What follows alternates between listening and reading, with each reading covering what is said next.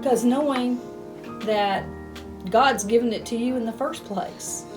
He never said, there's nothing in Scripture that says cling on to it. Hang on to it. Whatever you do, don't let go of it. Mm-hmm. So, that's part of the beauty of what God gives. Youth group's important to me because it's a time where we can all come with our fellow friends of Christ and just have fun and learn about God and play games with each other.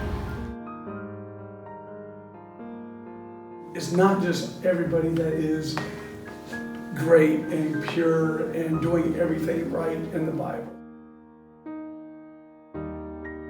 Men of the Church is one of my favorite activities at church because you get to have fellowship with a good group of guys and help improve the community and better your faith.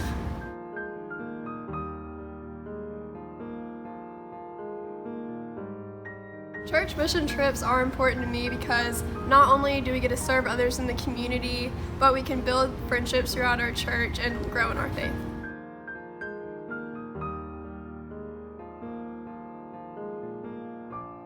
The point of a Mayfest to me is not only helping the community, because they get to shop, but then we also, all money goes to the community through a grant process. We keep none of it for the church.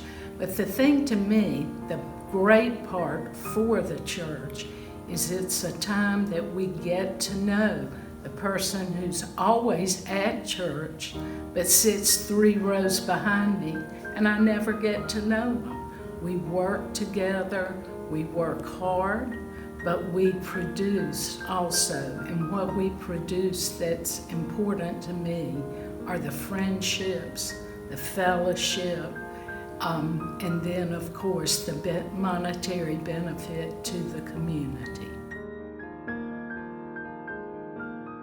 Monetary is important to me because it's a way to network with friends of the same faith and to just make memories that will last me a lifetime. But the special thing about the people in this book, the story of God's people, is that is about one God, believing in one God. The first commandment says, I am the Lord your God, and there should be no other gods before me.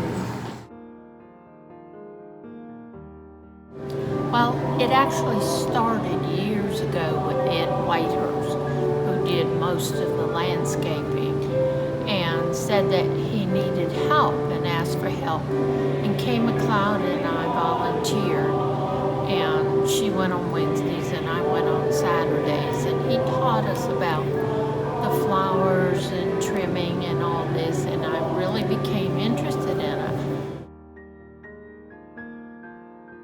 If you are a Christian and you want to follow what Jesus, the path that God and Jesus has laid down for us to follow, then you will be mindful of doing the right thing. There's a big day coming up in the life of First Presbyterian Church. And we would like to urge you to attend 2 important events on Sunday, November 3rd, 2019. The first event is worship. You have 2 choices for this event, either 8:30 a.m. or 11 a.m. These will be uplifting services that celebrate how God has been faithful and generous down through the generations.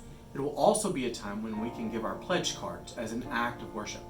These pledge cards are our promises to God and one another how we will support God's work in and through the ministries of First Presbyterian Church in the 2020 ministry year.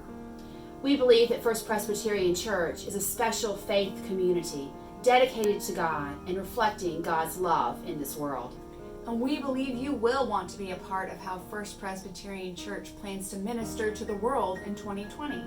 So be sure and make plans to attend on November 3rd. And be ready to worship, celebrate, and eat some great food together. Together, we are First Presbyterian Church, more alike than different. This gives me a family away from home. It is part of my family. Has been since 1979. And there would be a big hole in my heart if I did not have it.